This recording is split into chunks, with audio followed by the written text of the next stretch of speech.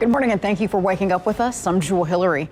We begin this morning with a live look over Washington, D.C. Hey, good evening, Troy. Stores like Best Buy opened up to the public about an hour ago at 5 p.m. And right now we want to give you a bit of a bird's eye view here inside of Best Buy. He wants everyone to remain vigilant because he says the threat of COVID-19 is as great as ever. But that's my type of cool front. You know, if the 50s and 40s is as low as it's going to get, I can take that coming from Chicago where, you know, it can get really, really frigid. While we're still learning daily about COVID-19, it does appear that the highly contagious virus can live on just about anything, including our vehicle. And turning now to the coronavirus in Mississippi. The surge in cases continuing this weekend. The Sonny Montgomery VA Medical Center is awaiting the Moderna vaccine, which they say could be approved by the FDA as early as next week. While playoff game breaks a scoring record, the point total so high, the scoreboard literally couldn't keep up. Jeremy Roth has today's Take a Look at This. We'd like to introduce you now to Time's Kid of the Year. This is 15-year-old Colorado high school student Jewell Hillery. She's a young scientist who has used artificial intelligence and created apps to tackle contaminated drinking water, cyberbullying, opioid addiction, and other social problems. For 92 years, Time has presented a Person of the Year. Well, it's the opening weekend of the 31st annual Victorian Canton Christmas Festival. The holiday tradition is going forward this year. But as 16 WAPT's Keegan Fox reports, there will be some changes due to COVID-19. All right, and now back to Earth. Adam joins us with an update on our Sunday forecast. Jewel. All right, now looking forward to that, getting a taste of winter already. Thanks so much, Adam. Well, boxing fans dreaming of seeing Mike Tyson in the ring again will have their dreams come true tonight.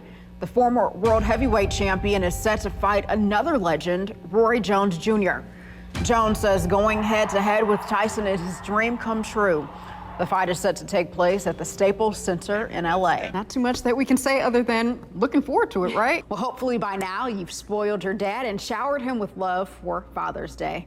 16 WAPT's Marcus Hunter met up with some families to see how they're celebrating their dads today. The lights on the Canton Square turned on about an hour ago. More than 1 million lights have been lit to help folks kick off this holiday season.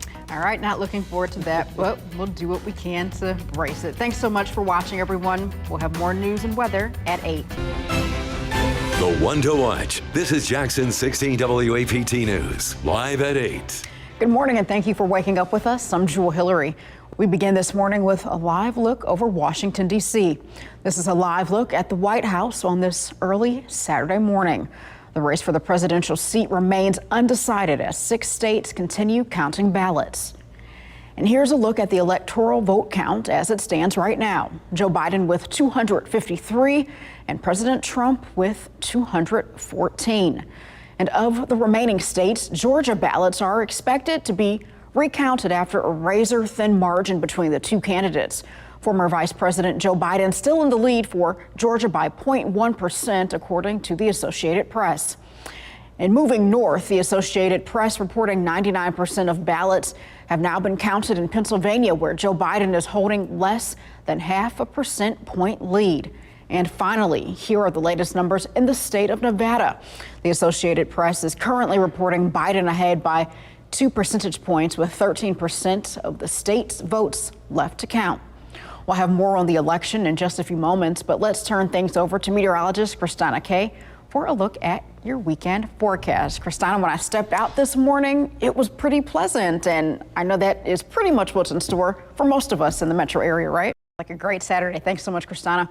Well, 4 days after Election Day, votes continue to be tallied in 5 states.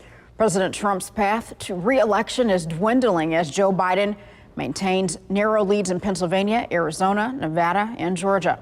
ABC's Elizabeth Schulze has more from Washington. For what's next on the state's newly passed initiatives and the race for the White House, you can download the 16 WAPT mobile app and visit our website for the latest updates.